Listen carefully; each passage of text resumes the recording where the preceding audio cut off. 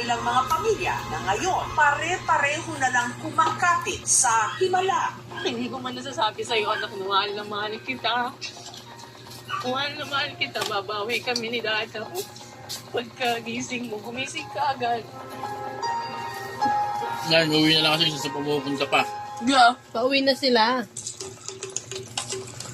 Mas bigla nalaglag yung ano. Sa Sukang Clip Pinoy.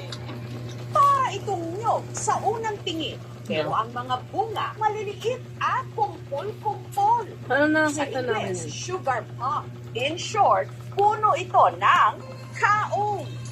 Opo, ang makudat at napakatamis na sahog na kaong sa halo-halo galing sa punong ito. Pero dito sa Kaong Capital of the Philippines, ang bayan ng Indak sa Cavite, kilala ito sa tawag na irok.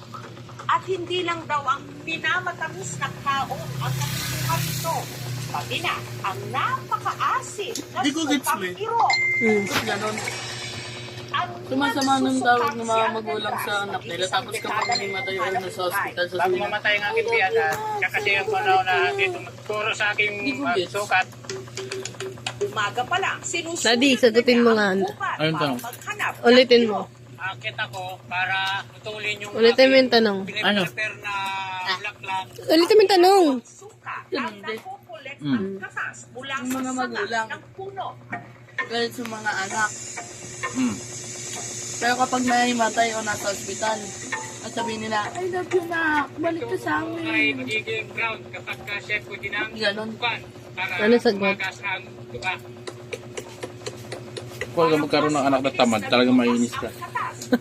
Ano ang ginagawa mo araw-araw? Parking ito ng puno. Kain, tulog, cellphone. Ah, Ito ang nagbibigay ng gudyat na ang insekto para malaman namin na siya ay mapag-ulan. Ba't ka ba napunta sa hospital dati? So binabawalan kumain ng mga ganyan. Ano na naman ngayon? Balik ka na naman. Kanyang tuka. Makain ka ba ng gulay? opo. Upo. Ayun na, tinapon niya yung gulay kanina. Ito lang sanga. Dalawang kalabasan na nga lang, tinapon pa.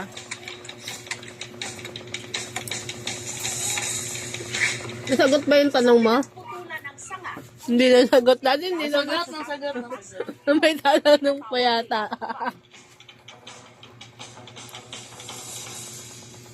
Kukunin Gusto ko lang mga video sa akin. may saling ko sa aking lalagyan. Cute kasi yung